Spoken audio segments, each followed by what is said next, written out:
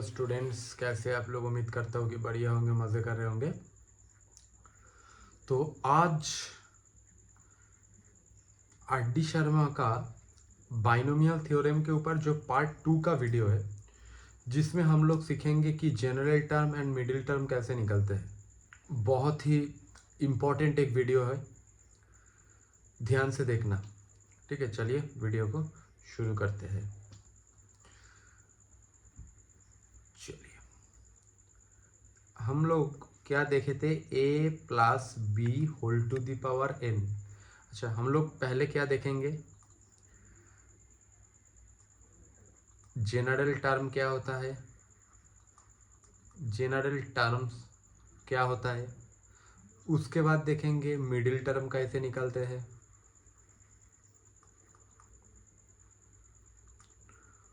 ठीक है, general term और indicated any term, indicated any term, middle term. तो a plus b whole to the power n, इसका हम लोग क्या फॉर्मूला देखे थे कि nc0 a to the power n plus nc1 a to the power n माइनस 1 into b plus nc2 a to the power n माइनस 2 into b square plus ऐसे करते करते plus nCn b to the power n। यही था हमारा formula. तो अब मेरा आप लोगों से ये सवाल है कि यहाँ पे मेरा फर्स्ट जो टर्म है, यहाँ पे मेरा फर्स्ट टर्म क्या है? यहाँ पे मेरा फर्स्ट टर्म क्या होगा? फर्स्ट टर्म मेरा nc0 a to the power n होगा। ठीक है, ध्यान से देखना, मैं क्या बोलना चाह रहा हूँ इसको ध्यान से समझना। सेकेंड वाला जो टर्म है, सेकेंड वाला टर्म क्या हो रहा है इसमें?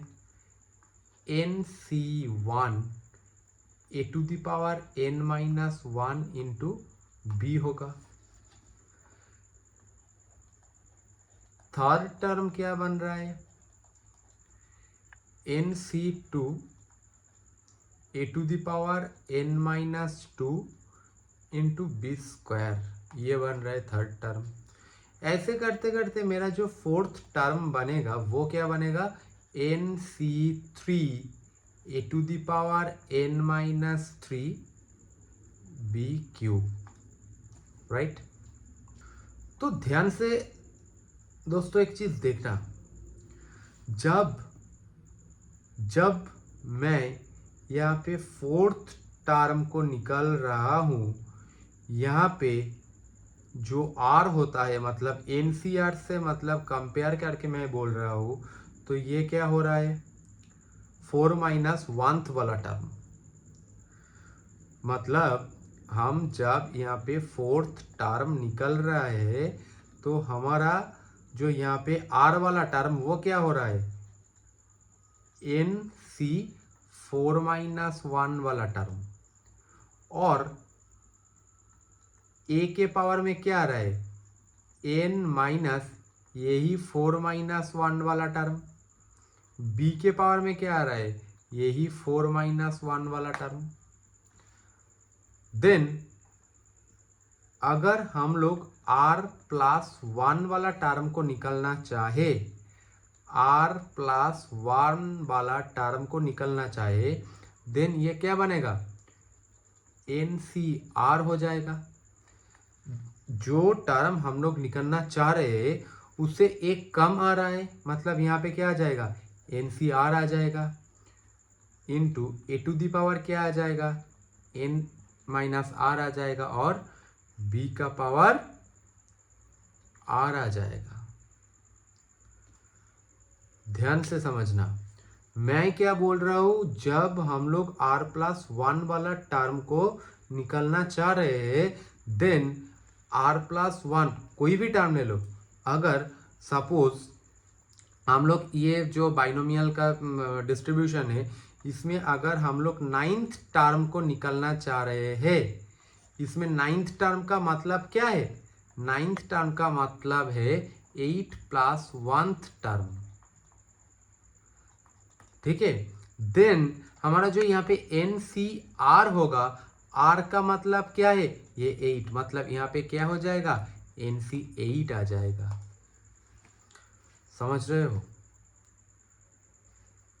ध्यान से देखना, इसके ऊपर मैं न्यूमेरिकल्स आगे कराता रहूंगा, ठीक है। इसको हम लोग बोलते हैं जनरल टर्म। इसको हम लोग क्या बोलते हैं? जनरल टर्म और इंडिकेटेड टर्म। क्या बोलते हैं? Indicated term. अच्छा, कोई भी टर्म हो, अगर कोई एक सीक्वेंस दे दिया गया है, मान लो a + b² 6 दे दिया गया, ठीक है। यहाँ पे मतलब n का मतलब क्या आ रहा है? 6। और अगर आप लोगों को बोल रहा है कि थर्ड टर्म निकालो, थर्ड टर्म हमारा क्या होगा? मतलब ये r+1 वाला टर्म हमारा थर्ड टर्म हो रहा है, ठीक है। तो थर्ड टर्म को हम लोग कैसे लिखेंगे? 2+1 वाला टर्म, 2+1 वाला टर्म। मतलब हमको यहाँ पे क्या निकालना पड़ेगा? 6C2 निकालना पड़ेगा, क्योंकि हम लोग क्या निकलते थे? NCR निकलने थे। n का मतलब यहाँ पे क्या होगा? n का मतलब 6, r का मतलब क्या होगा? यहाँ पे 2 आ जाएगा। समझ रहे हो मेरे बात? चलो अब आते हैं मिडिल टर्म।